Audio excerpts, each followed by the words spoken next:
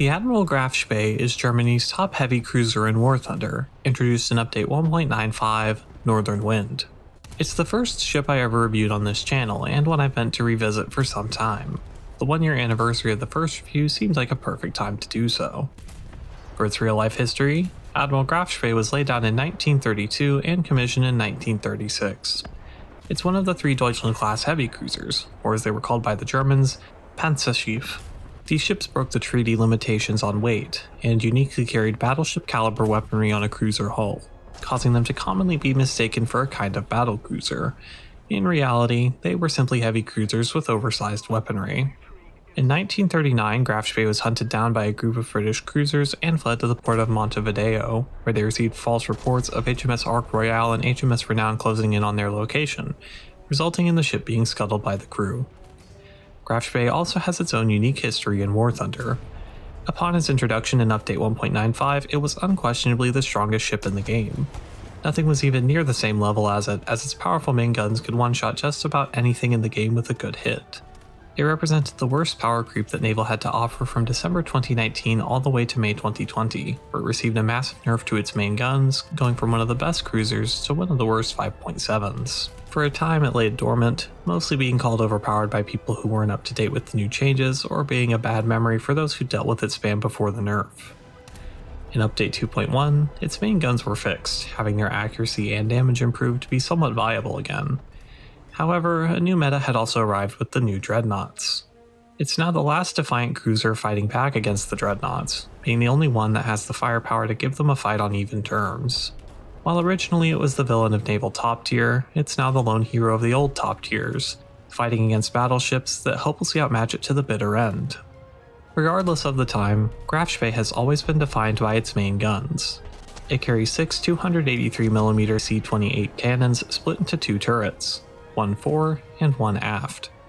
They have the exact same dispersion as Dreadnought guns and a max reload rate of 24.4 seconds, or roughly 2.5 shells per minute per gun, resulting in an overall fire rate of around 15 shells per minute for all the guns combined. The main power of the Graf Spee's guns come from its shells. It has HE, APCBC, and SAP shells, all of which are pretty powerful. The HE shells have a great amount of filler, not quite at the level of the current Dreadnoughts, but still quite effective.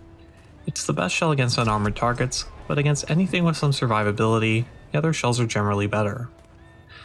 The APCBC shells offer excellent penetration with good filler, having enough armor penetration to go through any cruiser, and even enough to get to the internals of most of the Dreadnoughts with some consistency. It's the best shell against the heaviest of targets, and is the main reason that Graf Spee provides any kind of threat against Dreadnoughts while other cruisers don't. Last is the SAP shell, which is an intermediary between the HE and APCBC. It has a great mix of filler and penetration, making it the best shell for fighting larger cruisers with enough armor to stop the standard HE, where the APCBC would be overkill. It can either take out a ship's crew in chunks or destroy their ammunition, making it the best shell for efficiently wiping out larger cruisers. I would recommend taking an equal split of SAP and APCBC, then a few salvos of HE for lighter targets. With Graf Spee's low fire rate, its ammunition should last long enough that it'll be difficult to run out of any shell type. For secondaries, Graf Spee carries 8 150mm C-28 cannons in single mounts, 3 105mm C-33 cannons in dual mounts, 4 37mm C-30 cannons in dual mounts, and 14 20mm C-30 cannons in single mounts. The 150mm guns can get 4 guns onto a target at once and have a fire rate of 14 shells per minute with a choice of 3 ammo types: HE, APCBC, and SAP. The SAP is the best shell for everything up to small cruisers, with APCBC being the best against anything larger. The HE doesn't have much more filler than the SAP, so it's not really worth bringing after better shells are unlocked. These can provide some extra damage output against nearby enemies while the main guns reload, but it isn't a reliable damage source against better armored cruisers and does little to no damage to Dreadnoughts. The 105mm cannons have a fire rate of around 17 shells per minute per gun, and come with time fuse shells, making them good at pressuring air targets at long to medium ranges. The 37mm cannons aren't particularly powerful, with a fire rate of 30 shells per minute. They can occasionally take down an aircraft due to their surprisingly good accuracy, but aren't particularly strong and won't deter most enemy air attacks. Last comes the 20mm cannons, which can generally take out aircraft at close range, though will normally only shoot down a target after it reaches a range where it can drop its ordnance. Overall, Graf Spee has a pretty average anti-air loadout. It can sometimes stop an aircraft from attacking, and at least provide a kill trait if an aircraft can get close enough to drop a torpedo or bomb. It's particularly weak against high-altitude bombers, such as PE-8s and Ju-288s, as the 105mm cannons alone can't consistently hit them before they get their bombs off. The last set of weaponry that Graf Spee has is its torpedoes, 8 G7As split into 2 quad launchers at the rear of the ship. These aren't really worth bringing as they're quite weak and currently serve as an external ammo rack, making them more of a liability than a tactical option. In survivability, Graf Spee isn't great.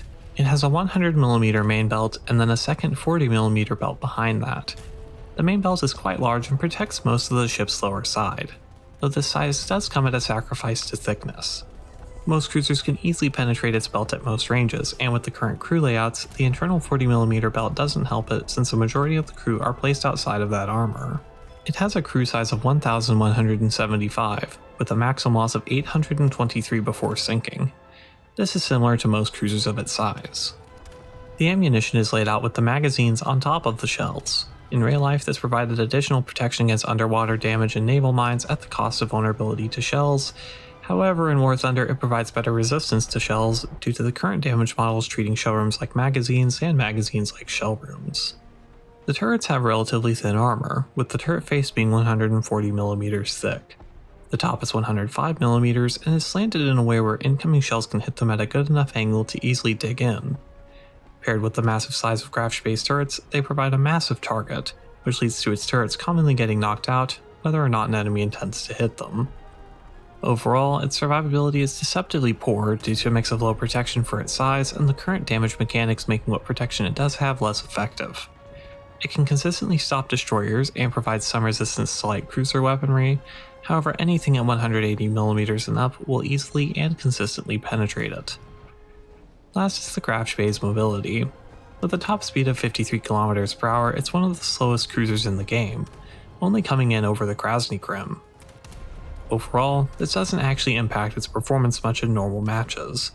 One strength of the Graf Spee's cannons are their range, so maintaining some distance generally helps it more than it hurts it. It's still faster than any current battleship or battlecruiser in War Thunder, so it can still bring battleship tier firepower out against cruisers in enduring confrontation pretty easily.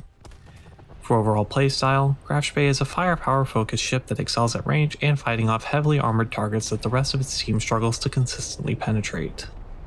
It's effectively a sniping and support ship. It's generally best to stay back and avoid taking fire, especially from Dreadnoughts, as the armor is unlikely to stop many shells from cruisers and larger ships. Instead, keep in cover and try to avoid being noticed. Pick off vessels who are otherwise distracted with sudden bursts of high damage. Against battleships, it's difficult to win a 1v1 engagement, so avoiding their fire is very important. The Graf Spee is very commonly prioritized by battleships, as it's very easy for them to kill, and also provides a large threat to it in comparison to most cruisers. When facing them, try to go straight for their ammunition racks. If that won't work, hit the enemy's turrets to lower their firepower. Depending on the map or if the enemy has a particularly high amount of Dreadnoughts, it can actually be worth getting into close range, using nearby terrain to peek out and fire a salvo directly into the enemy's shells. This relies on getting the first shot off, so it's dangerous, but against Russian and German Dreadnoughts with turtleback armor schemes, it can be hard to destroy them outside of short range. With larger conquest maps with no cover, you simply have to stay behind your team and hope that enemies fire at them rather than you. So, is Graf Spee worth unlocking? At the moment, yes. It's the only cruiser that can provide a real threat against Dreadnoughts and leads directly to Vendée 10, which is a pretty effective top tier ship at the moment. It's a better unlock than the Admiral Hipper at the start of tier 5, since the Hipper struggles to penetrate most Dreadnoughts. For the Graf Spee's modifications, I would recommend this order. Toolset, Fire Protection System, 283mm PSGR L3.7 APCBC, Rudder Replacement, 283mm SPGR L4.3 BZD SAP, Shrapnel Protection, Ventilation, Propeller Replacement, Ammo Wetting, and Engine Maintenance. For crew skills, I would recommend prioritizing leadership, main caliber reload speed, crew interchangeability, fire prevention, and ship control. Thank you for watching. It's been a fun year, and I would like to thank everyone for helping me get this far, particularly my current active patrons: Firefighter 911, Implying, CC712400, Comrade Thomas, Anthony Roof, Lian Ashleyman, Black Money, and Radium Ashes. I'll be hitting 5,000 subs soon, and I'm not quite sure what to do for it, so if anyone has some suggestions, I'd be happy to hear them. I've done a Q&A video before, so I don't know if people would want one again quite so soon, but if so, I'd certainly be happy to do it. I also have a lot more content coming throughout this year, both on YouTube and Twitch, along with some non-War Thunder stuff that I've also been thinking over and working on in the background, so stay tuned for that.